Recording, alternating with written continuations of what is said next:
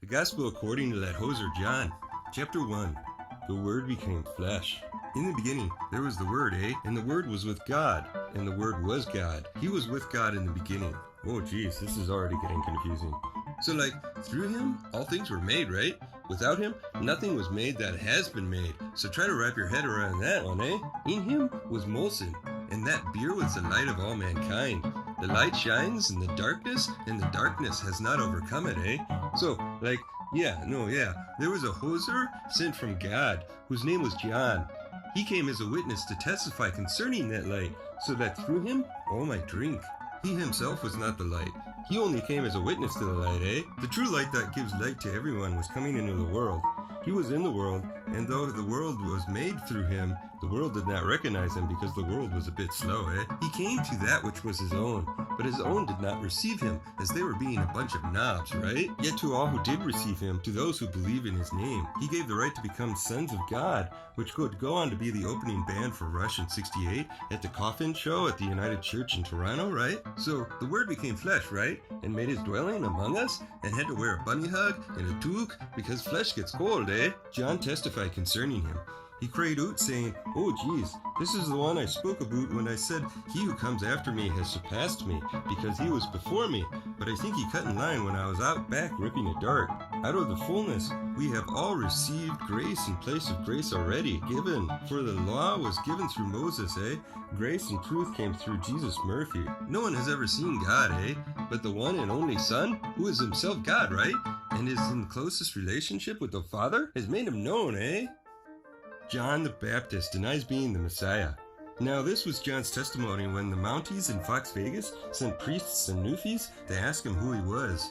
He did not fail to confess, but confessed freely, "I am not the Messiah, so take off, They asked him, "Oh geez, then who are you? Are you Elijah?" He said, "I am not." "Are you that rink rat?"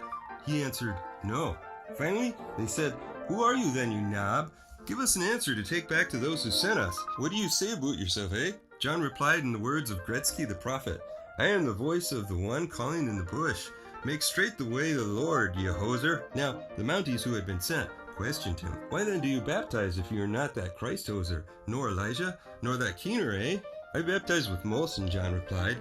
"But amongst you stands one you do not know, because there's bare people in here and you can't see him, He's the one who comes after me, the straps of whose boots I am not worthy to untie." This all happened in the peg, on the other side of the Six, where John was baptizing. John testifies about Jesus. The next day, John saw Jesus coming towards him and said, "Oh, geez, this bud is whom I said, a man who comes after me has surpassed me because he was before me, because he probably cut in line when I was out ripping a dart, I myself did not know him. But the reason I came baptizing with Molson was that he might be revealed to Canada, Then John gave his testimony. "I saw the Spirit come down from heaven as a dove, and abide upon him a great kerfuffle, because he had too many Mickeys and got his gotch in a bunch over something Jesus said, right? And I myself did not know him, but the one who sent me to baptize with Molson told me, the man on whom you see the Spirit come down and remain is the one who will baptize with the holy maple syrup. I have seen and I have testified this is God's chosen one, John's buds followed Jesus.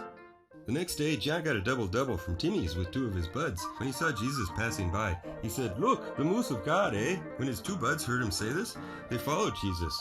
Turning around, Jesus saw them following and asked, "Take off, Why are you two hosers following me?" They said, "Hey, bud, where are you staying?" "Come," he replied, "and you will see. It's only 3 beer from here, So they went and saw where he was staying, and they spent that day with him. It was about 4 in the afternoon, and they were getting kind of hungry. Keith, Wayne Gretzky's brother, was one of the 2 who heard what John had said and who had followed Jesus. The first thing Keith did was find his brother Wayne and tell him, "Hang a Larry, We found that hosehead." And Keith brought him to Jesus. Jesus looked at him and said, "Oh, geez, you're Wayne Gretzky, Son of Walter.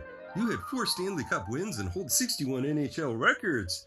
You're a Skogum hockey player, The next day, Jesus decided to leave for the GTA. Finding Philip, he said to him, "Follow me, Philip, like Keith and Wayne, was from the town of Brantford. Philip found Nathanael and told him, "We have found the one Moses wrote about in the law, and about whom the prophets also wrote, Jesus of Winnipeg, the son of Joseph, The Peg.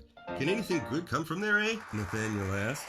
"At least it's not Ontario." "Now quit your chirping and give her, said Philip.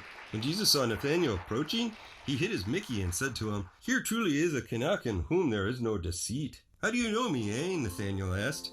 Jesus answered, "I saw you when you were at the convenience buying a 2-4. Then Nathanael declared, "Oh, geez, you are the Son of God. You are the King of Canada, eh?" And then Jesus said, "You believe this because I told you that I saw you at the convenience, and you believe this now? What a hose head, eh?" He then added, "Very truly I tell you, you will see heaven open and the angels of God ascending and descending on the Son of Man." Beauty, eh? Chapter 2, eh? Jesus changes water into Molson. On the third day, a bush party took place at Cabbagetown in the 6th. Jesus' mom was there, and Jesus and his buds had also been invited, and it turned into a total gong show, eh? When the beer was gone, Jesus' mother said to him, "Oh, geez, they have no more Molson, eh?" "Woman, to you," Jesus replied, "my hour has not come yet, eh?" His mom said to the servants, "Do whatever this knob tells you, right?"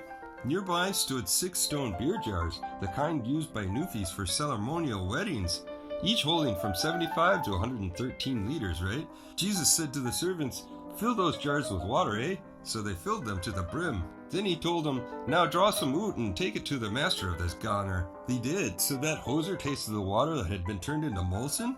He didn't realize where it had come from, right? But the servants who had drawn it knew, because they had more than a few brain cells and could remember things that happened 10 seconds ago, right? Then he called the GJ aside and said, "Everyone brings out their choice Molson first, and then the cheaper Labatt after the guests have had too much to drink. But you have saved the best till now, you knob." What Jesus did here in Cabbagetown of the 6th was the first of the signs through which he revealed his skookum, and his buds believed in him, yeah? After this, he booked it down to Danford with his mom and his brothers and his buds, eh? There they stayed for a few days. Jesus clears the rinks. When it was almost time for Victoria Day, Jesus went up to Fox Vegas, eh? In the rink he found people selling moose, beavers, and caribou, and others sitting at tables exchanging toonies and loonies, right? So he took a lumber and drove all those hose heads from the rink's courts, both moose and beavers, yeah? And he scattered the toonies of the money changers and overturned their tables, you know. Oh, geez, and to those who sold doves, he said, "Take off, eh? Turning my dad's hoose into a market." His buds remembered that it is written, "Zeal for your hoose will consume me," which got some of them wondering if the hoose was getting hungry, eh? The newfies then responded to him, "What sign can you show us to prove your authority to do all of this, you knob?" Jesus answered them, "You sure goosed it now. I'll put the pucks to you, bud. Destroy this rink and I will raise it again in 3 days, eh?" They replied, "Oh, that's mint, bud. It has taken us 46 years to build this rink, and you're going to raise it in 3 days?" But the rink he had spoken of was his body. And after he had risen from the dead, his buds recalled what he had said, but it still didn't give them any insight into how to defeat him at that point, since he was a zombie, right? And then they believed the scriptures and the words that Jesus had spoken. Now, while he was in Fox Vegas at the Victoria Day Festival, many people saw the signs he was performing and believed in his name, right? But Jesus would not entrust himself to them, for he knew all people and how a lot of them are hoseheads, you know? He did not need any testimony about mankind, for he knew what was in each person because he had, advanced knowledge of anatomy, eh?